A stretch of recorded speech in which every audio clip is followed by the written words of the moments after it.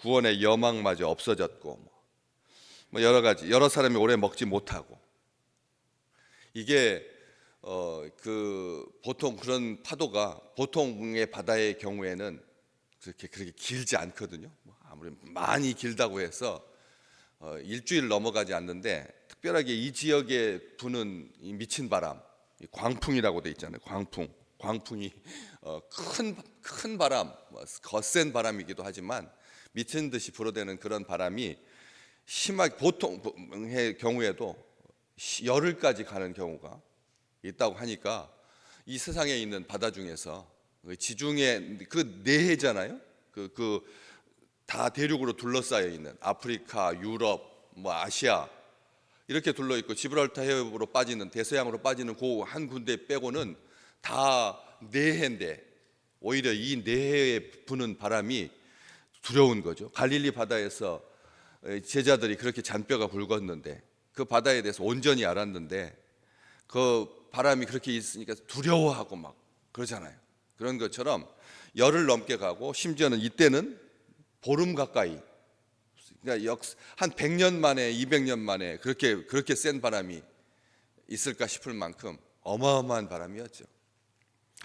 그런데 그 바람에 의해서 그 사이에 어떻게 먹을 수가 있겠습니까? 못 먹죠.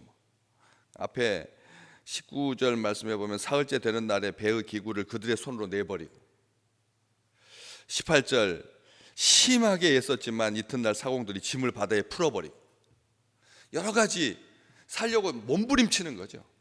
간신이라고 하는 말도 2번 나오고, 간신이라고 하는 말도 2번 쓰고, 여러 가지 쓰고 있지만, 이게 우리가 눈여겨봐야 될 표현이 하나가 있는데, 이 쫓겨가다가, 보시면 15절 말씀에 가는 대로 두고 쫓겨가다, 그 다음에 오늘 17절 말씀에도 연장을 내리고 그냥 쫓겨가다, 이렇게 표현을 쓰고 있습니다.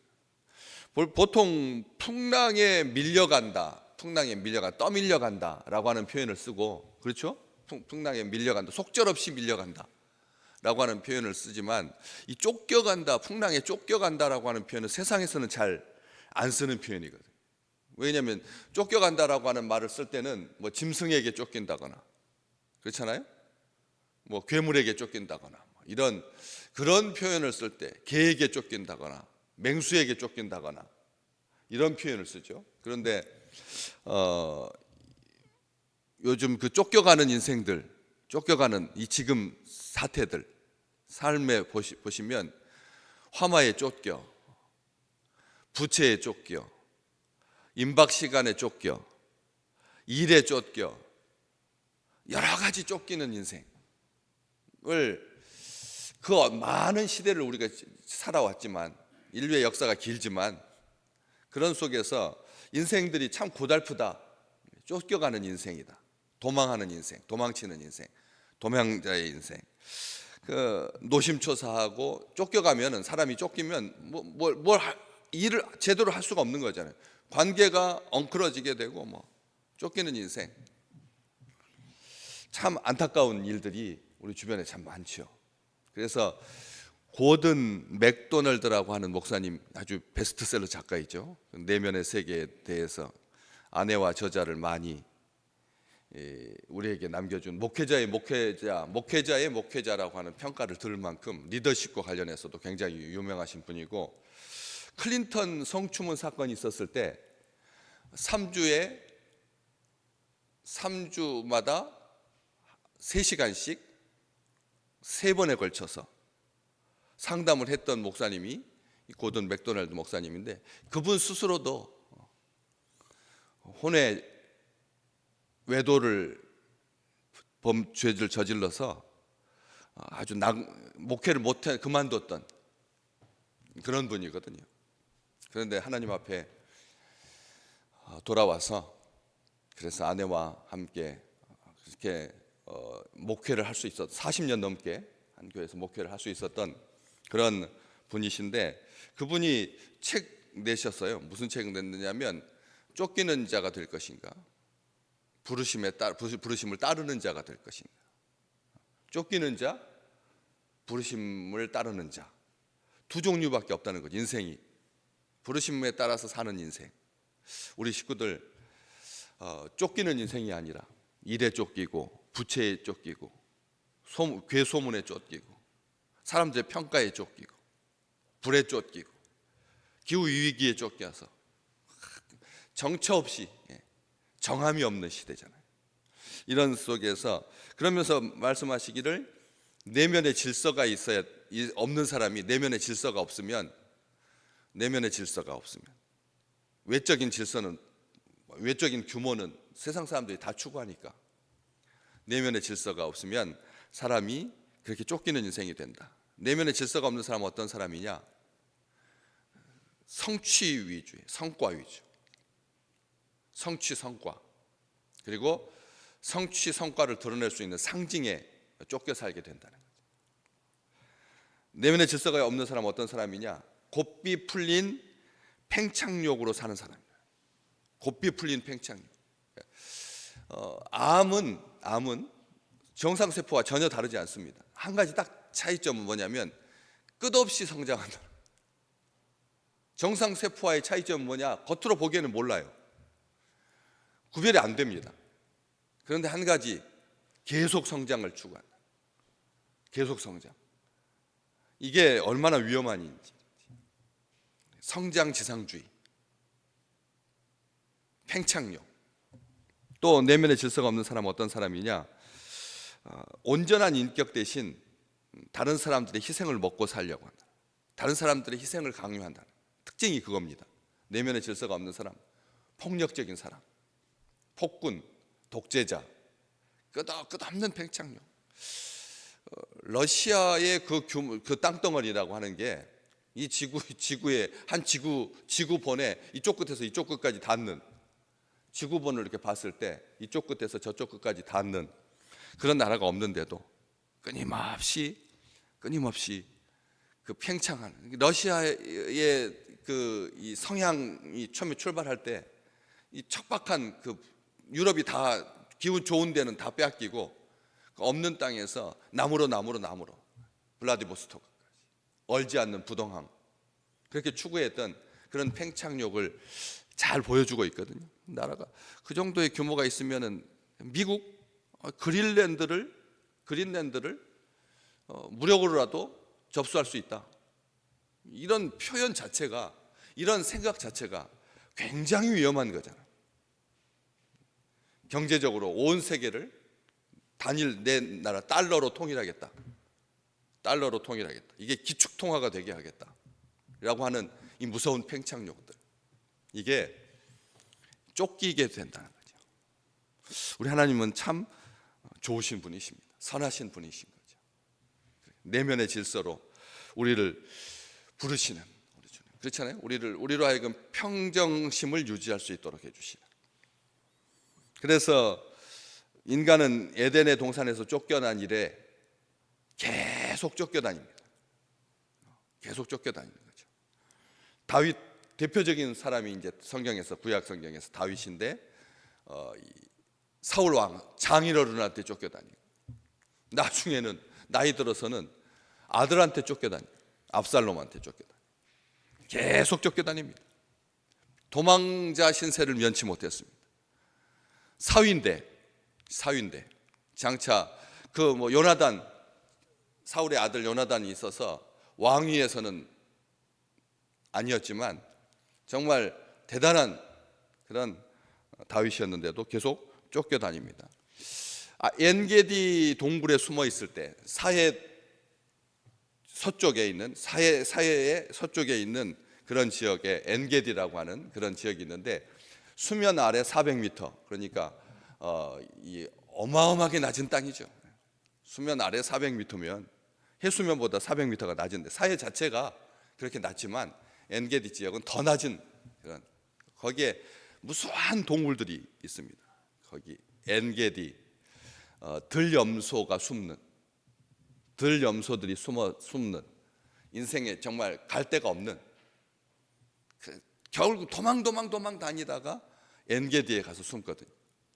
그런데 무려 3,000명의 군사를 이끌고 사울이 3,000명, 다윗 하나 잡겠다고 이 추격대가 3,000명입니다. 300명이 아닙니다. 30명이 아니라니 3,000명. 그 어마어마한 군사를 이끌고 쫓아옵니다.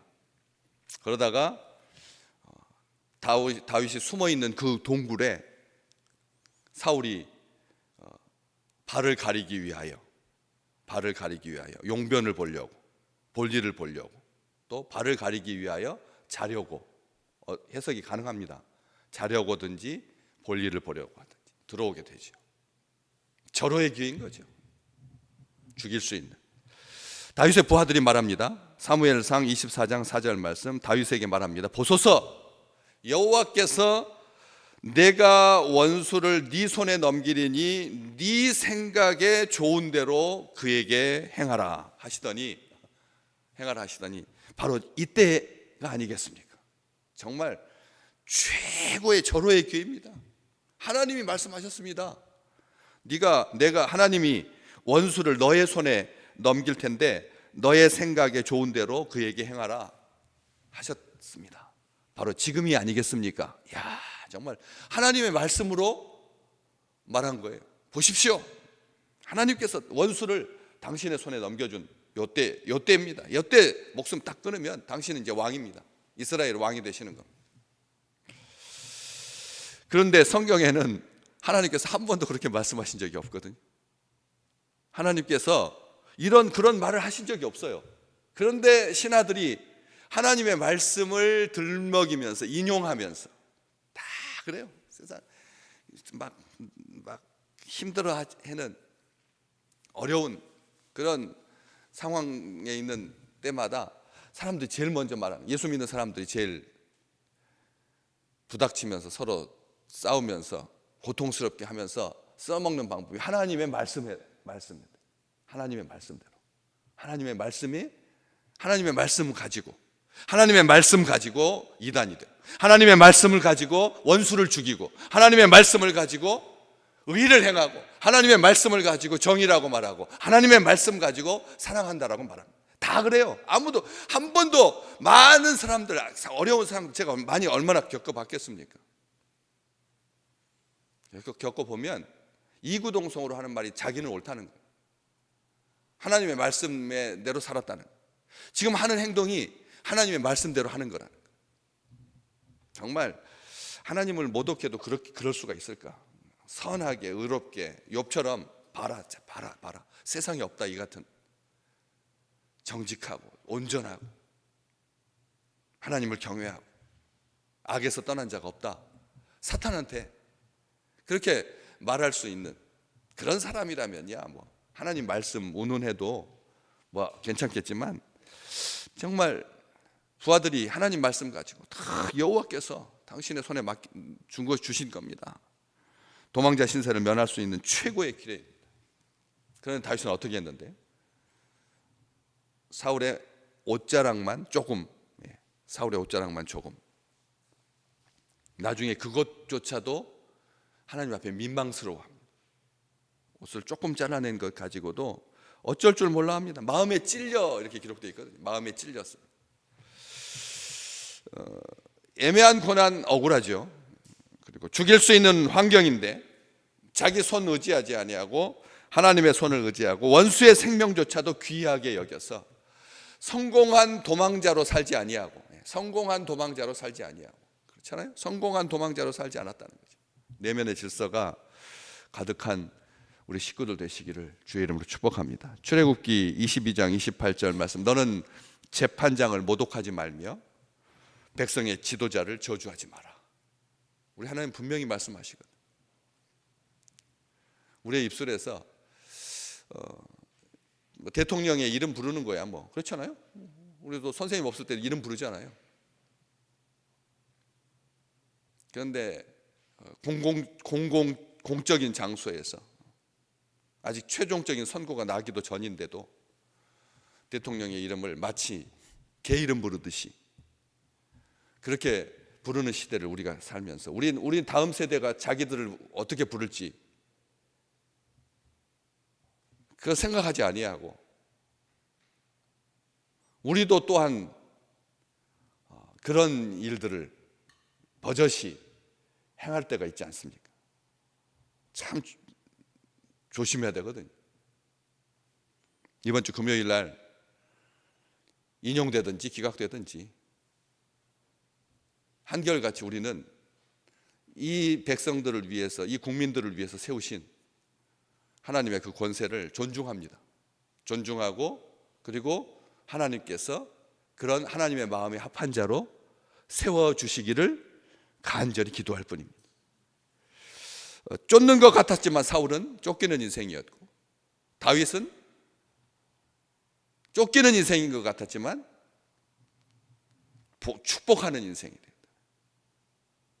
두려움과 불안에 시달리지 아니하고 낮은 자존감으로 공황장애, 얼마나 많은지요. 얼마나 많은지. 공황장애, 대인기피증, 우울증, 피해망상, 적개심. 잠언 28장 1절, 악인은 쫓아오는 사람이 없어도 도망하지만 의인은 사자같이 담대하다. 그 말씀, 시편 3편 다윗은 고백합니다. 천만인이 나를 애워싸 진친다 하여도 나는 두려워하지 않습니다. 이게 하나님께서 나의 방패이신데, 하나님께서 나의 영광이신데, 하나님께서 나의 머리를 드시는 자인데, 하나님께서 나의 부르짖음을 들으시는 분이신데, 세상 사람들의 손에 의탁치 아니하고 날마다 하나님의 말씀과 하나님의 보호하심, 하나님의 인도하심 아래 감사하는 자 되시기를 주의 이름으로 축복합니다. 우리의 입술이 그렇게 불평하고 원망하고 누구 탓하고 하지 아니하고 단잠을 주시는 선하신 하나님, 우리를 보호하시는, 평안케 하시는 하나님의 그 은총이 오늘 또 가득한 귀한 날 되시기를 주의 이름으로 축복합니다.